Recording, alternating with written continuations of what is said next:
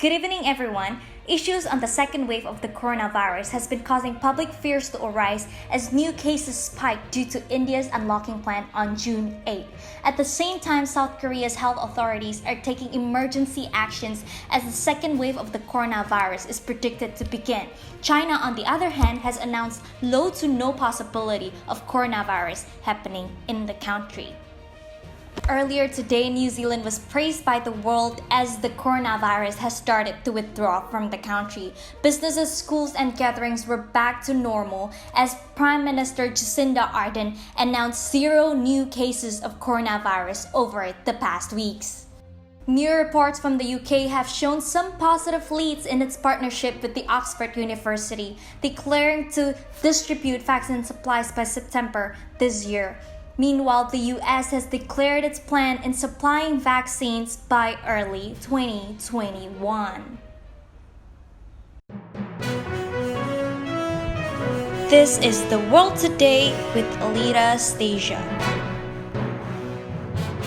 Over the past weeks, the coronavirus has shown a rapid retreat from Japan and Vietnam, indicating a sense that the worst pandemic might finally be over. But 3 words hover over any prospects for a global recovery: the second wave. In India, malls, restaurants, and religious places reopen on June 8th for the first time since March 25th. This unlocking plan has caused 9,985 cases to emerge in just a day, leading to 274 deaths. Public fears that the COVID cases might accelerate daily, resulting in a situation where lockdowns might be reimposed. Meanwhile, just weeks ago, South Korea was celebrating its hard-won gains against the coronavirus. Over the past weeks, South Korea has been easing social distancing, reopening schools, and promoting a tech-driven antivirus campaign, the K-Quarantine. But earlier today, a resurgence of infections was reported from Seoul, thus threatening the country's success story. This update prompts local health authorities to take immediate actions to stop a second wave from emerging. On June 11th, South Korea's Centers for Disease Control and Prevention reported 45 new cases of infection as a daily rise that has been relatively consistent since late May.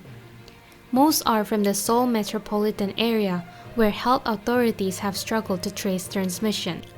In contrast, current data from China's National Health Commission shows no signs of a second wave of the coronavirus in China. There have been no meaningful second wave months after lifting restrictions in Wuhan. It is also predicted that there might not be any meaningful second waves anywhere else in the country. Ultimately, the battle against the coronavirus continues globally. Complying with government regulations are still of great importance to stave off the onslaught of the coronavirus infections and prevent a second wave. And up next tonight is New Zealand's Prime Minister Jacinda Ardern announcing to withdraw the country's coronavirus restrictions as no new cases have been reported in the country for more than 2 weeks now.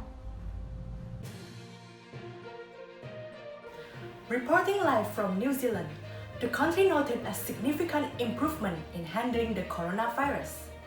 New Zealand has recorded 1,154 cases and 22 deaths. However, lately, it has been widely praised for its crisis control. The country first went into lockdown on March 25, setting up a new 4-stage alert system and getting in at level 4. Most schools and businesses were closed and people were told to stay at home until further notice. Earlier this evening, Prime Minister Ardern announced that schools and workplaces are allowed to be back open. Weddings, funerals, and public transport may resume without any restrictions. The Prime Minister also further announced in the press conference that they have protected the New Zealander health and also made a head start into their economic recovery. When asked about her reaction regarding the news, Prime Minister Ardern said that she did a little dance. In the meantime, social distancing is not required, but will be recommended. And Prime Minister Ardern also emphasized that for New Zealanders who are arriving from abroad, they should go through 14 days of isolation or quarantine. Thank you very much, Mulan Rana, for the update. Meanwhile, all eyes tonight are focused on the vaccine progress of the UK. While the coronavirus keeps spreading, scientists worldwide are working around the clock to develop a vaccine that will put a stop to the pandemic. More than 130 labs around the world are in various stages of testing to get a vaccine at the earliest time possible. For the time being, British-Swedish multinational pharmaceutical company in the UK, AstraZeneca, said that it plans to manufacture 1 billion doses of potential COVID-19 vaccine from the University of Oxford. The supplies will be distributed in September if the trials are proven successful. Meanwhile, the US government continues to fund 3 candidate studies of the coronavirus vaccines. The director of the National Institute of Allergy and Infectious Disease, Dr. Anthony Fauci, stated his confidence in one of these vaccine candidates, which would be available and proven effective sometime in early 2021. A biotech company called Moderna is getting to the final stage of vaccine trials by this midsummer. The vaccine will be tested on 3,000 people aged 18 to 55, along with elderlies with underlying health conditions. The company plans to manufacture around 100 million doses of the vaccine even before it is clear whether it will work.